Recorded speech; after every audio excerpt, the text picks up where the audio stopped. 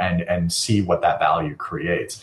And I wish I could say every bank and every fintech in the United States is doing that quite well, but it's kind of hit or miss. There's some that are doing it incredibly well and some that aren't. And it allows us to get closer to the consumer. The better your data is, the closer you can get to that consumer and any customer, but really the consumer.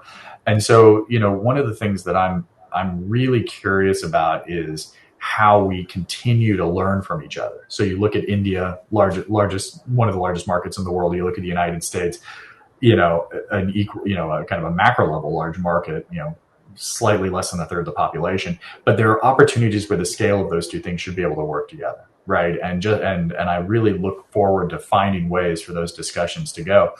But I'm very curious how you think about getting closer to personalization and convenience and what you're seeing within the system in India that maybe we haven't quite seen yet here in the United States. Yeah. So as I said, personalization and convenience sometimes comes at a cost of privacy. And there are some advantages of not having the data privacy law as of now. But I'll tell you, I was talking to a lot of chief digital banking officers. And one of my pillars at the Reserve Bank Innovation Hub is great customer experience, which is largely missing in Indian banking and even fintech sector. So what they were telling us is that is exciting, that a number of banks are trying to do a one-click approach. And I was telling them, let's target 2-click. And they were like, no, Mr. Bansal, we want to target single-click.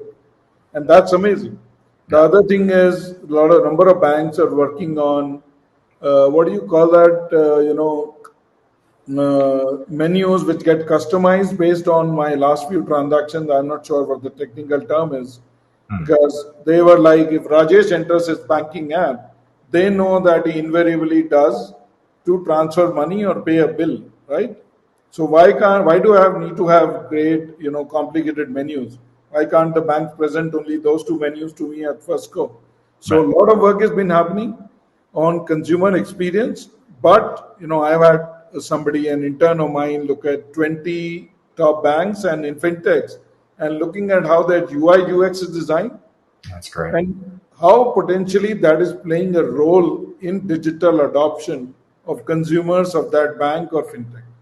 So one of the first tasks I'm doing is detailed customer journey mapping. And there's a lot I can talk about it, but I'm not going to the details of that.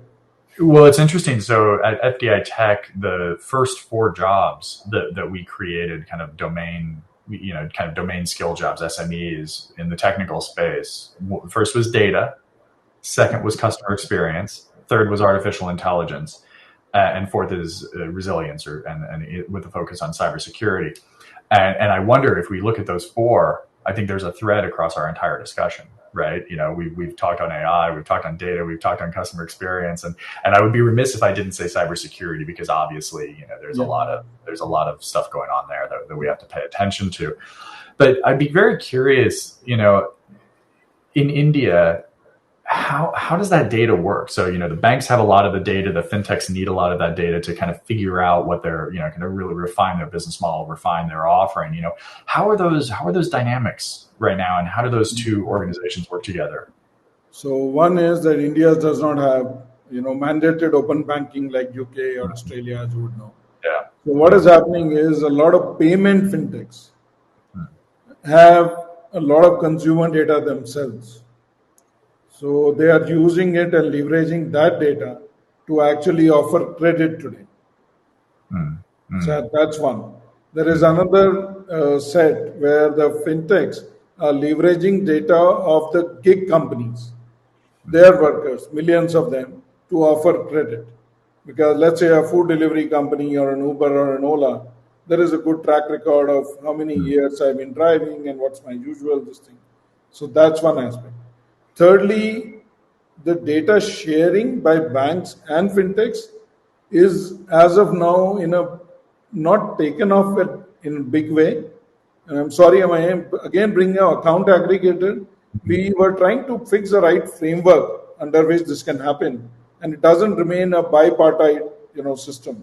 Mm. So what is happening is, me as a consumer, if I go to a fintech, I can tell them I have these 5 financial accounts.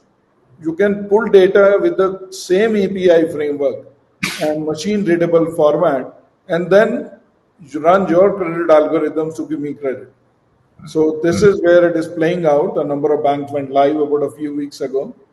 That's where the real play of banks, the data which they have, and the fintechs will play out. And I'm excited about it, Yeah. including the fact that there are a lot of low income clients who have some kind of data which could Yeah. potentially be leveraged. Yeah. Yeah. Okay.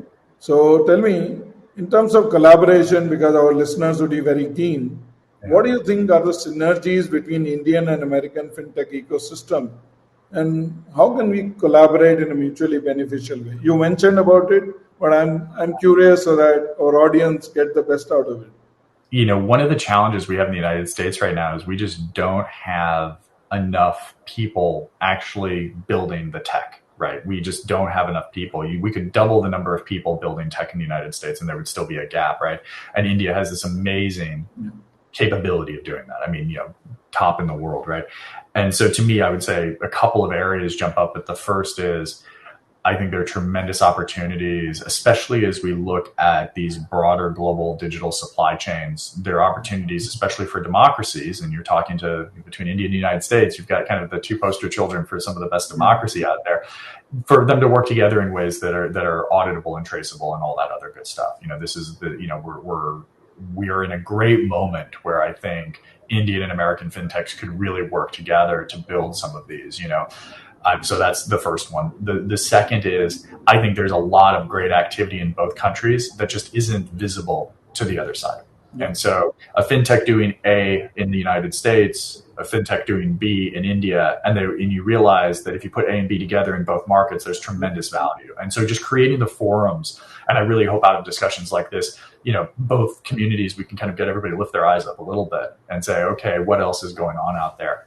In a previous life, I started a company and I spent almost a year doing a lot of research trying to figure out what the state of a lot of these discussions were. But I didn't just look at the United States. I spent time in Singapore, I was in India, I was in the Middle East, I was in Europe, I was in South America, really trying to understand not just how consumers interact with technology. I mean, this was 5 years ago, so a little while ago, but also kind of what the state of the tech is and the state of the ecosystems, right?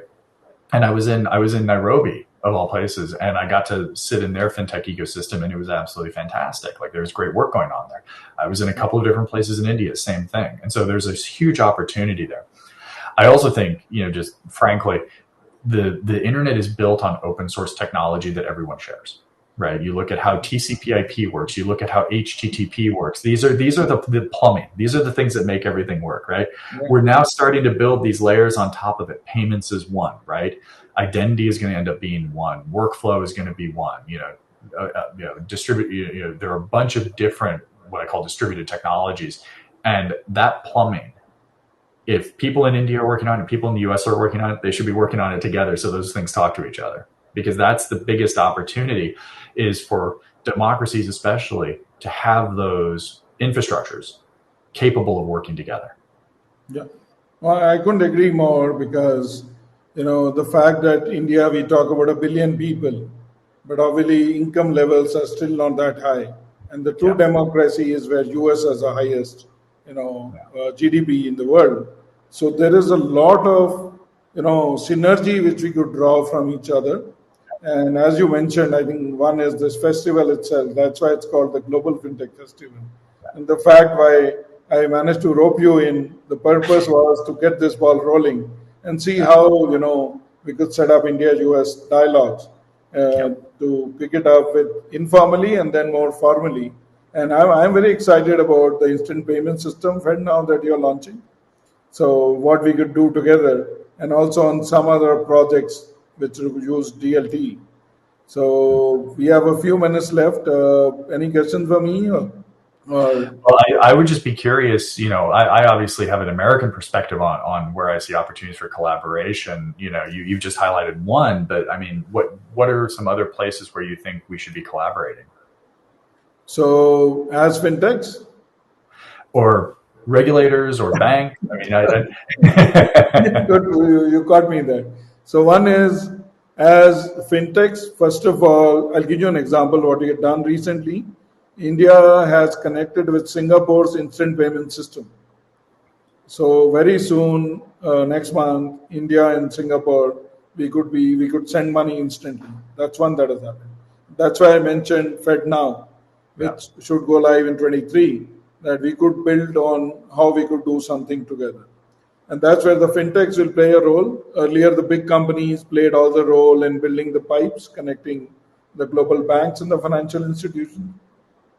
Secondly, on data and AI, I feel, as you mentioned, because there are two democracies where rule of law prevails, and AI, and machine learning tools, which could offer better products in an automated way to consumers, is something which the two economies and the two countries could definitely work together, and we could use various channels for doing that.